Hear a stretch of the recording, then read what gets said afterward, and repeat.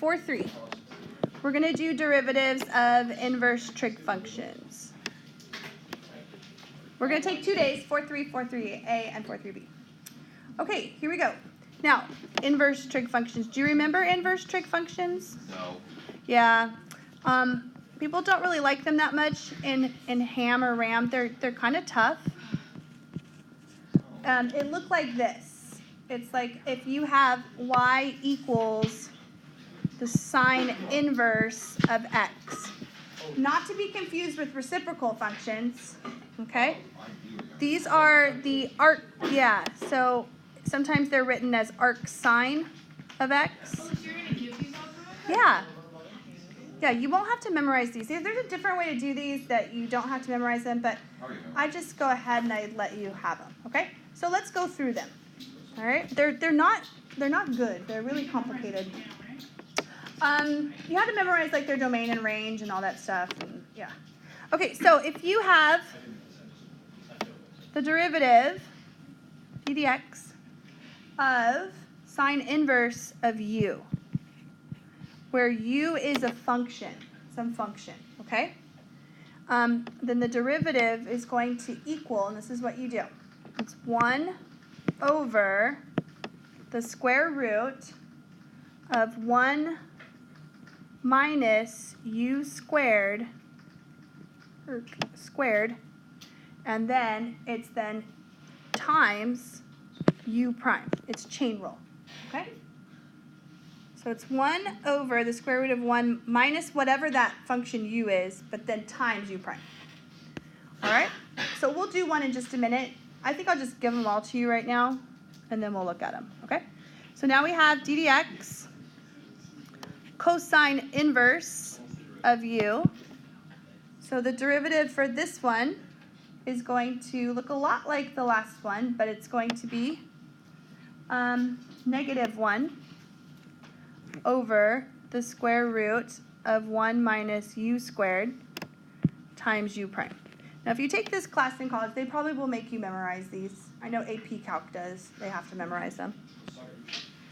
Okay, so let's do now tangent. d dx tangent. Wait, are we doing it for all 6 functions? Yeah, all 6. And this one's a little bit less complicated. It's going to be 1 over 1 plus u squared and then times u prime. They're all times u prime, just to remember chain rule. Okay. All right, so then let's do all of their reciprocal functions. We'll do those. They're a little complicated, these reciprocal ones. So let's do d dx of cosecant inverse of u. Cosecant inverse, and you get negative 1 over the absolute value of u times the square root of u squared minus 1, and then times u prime. So absolute value of u times The square root of, that's u squared, minus 1. Right, and I'll give all these to you. They'll be on a little card or something. All right, and then d dx, oops, Can we get a note card for the final? no, Why not? because these I'll give to you on the final, yeah. But you need to know the derivatives of everything else, like derivatives of sine, cosine, tangent, all that stuff needs to be in your head. All right, so let's do secant. The only class that gives a card in math is geometry second semester. Didn't we get one for half? No. Oh, I don't know. All right, secant. Here we go. Secant is going to be the same, almost the same as cosecant. It's just positive 1. And then the absolute value of u, square root of u squared. Ram had a note card. Who? Ram? Oh yeah, we had a note. What? Yeah. Oh, lucky. We're also like, And then times u prime. me and Derek. Yeah. Okay, and then last one. d dx of cotangent inverse of u is equal to negative 1 over 1 plus u squared times u prime. All right, do not memorize these. Don't spend your time memorizing them. We're not going to prove them either. I've proved them in the past. It's just not fun, okay? So here we go. Let's do some. I'm going to do them right next to this. Number one. So let's do a sign one first, okay? This is what it's going to look like. These are not hard. Since you don't have to memorize them, they're not that bad, okay? Shh. So let's say we have y equals sine inverse of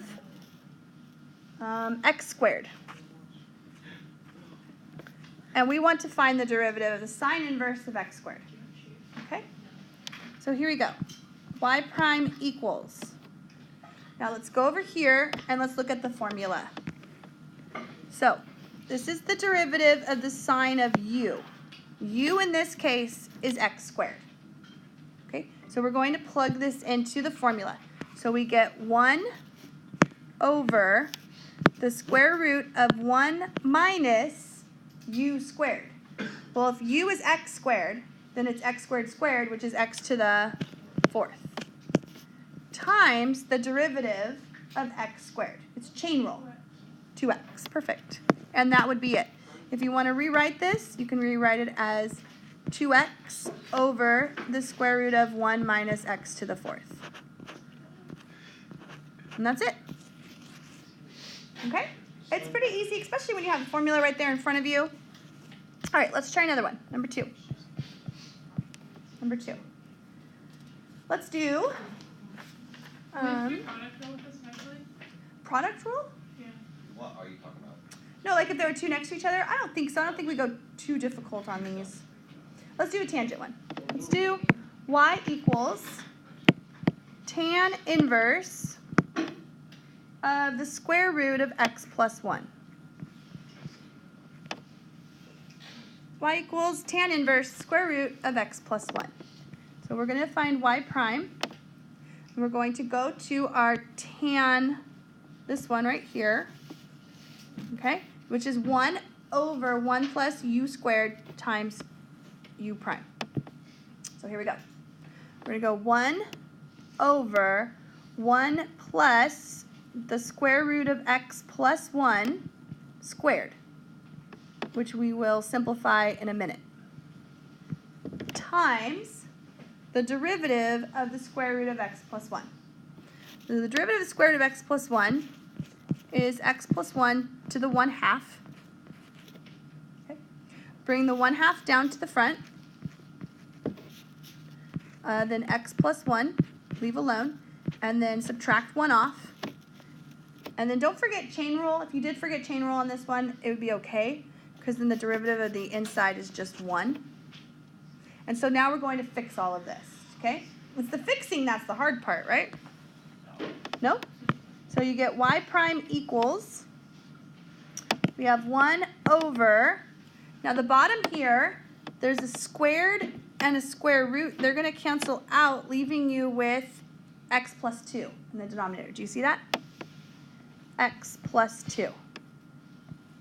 Okay? And then times 2, or 1/2, you know, and then the square root of x plus 1. So you could write all of that together. We can put the 2 here, and then the square root of x plus 1 there. And that would be the whole answer. Did I lose some of you on that? A lot, yeah. Yeah? Okay. So this right here is 1 over x plus 2. And then I have a times 1/2, which is right here. And then I have times 1 over the square root of x plus 1. Because that's what this is. X plus 1 to the negative 1/2. You bring that down, it's the square root. And all I did was just make them all underneath one fraction. You just multiply that times that times that. All right, number 3. Now, the great news is you're really learning it all today. And you get 2 days to practice. So you're going to have homework tonight. And then next time, we're not going to have new notes tomorrow. We're just going to practice some more. Okay? All right, last one. Y equals secant inverse of 3x. Okay. So you have to treat that 3x as u. Okay? And so you go to the secant formula. Where's the secant formula? It's right here. secant formula is 1 over the absolute value of u times the square root of u squared minus 1. All right, so here we go. So y prime equals 1 over the absolute value of u. So that would be the absolute value of 3x, okay, times the square root of, what is it, u squared minus 1. Well, what's 3x squared? 9x squared. Yeah, a lot of people forget to square the 3. 9x squared minus 1. And then this would be times 3. Okay, now you are allowed to reduce this. Even though it's inside this the absolute value symbol, you can reduce it. It's fine. So y prime would equal, the 3's reduce, and you get 1 over the absolute value of x times the square root of 9x squared minus 1. That would be the derivative. So these shouldn't be hard when you have the formula right there in front of you. You just need to know how to use it. So u is going to be that inner function. And it's always chain rule, times u prime. All right?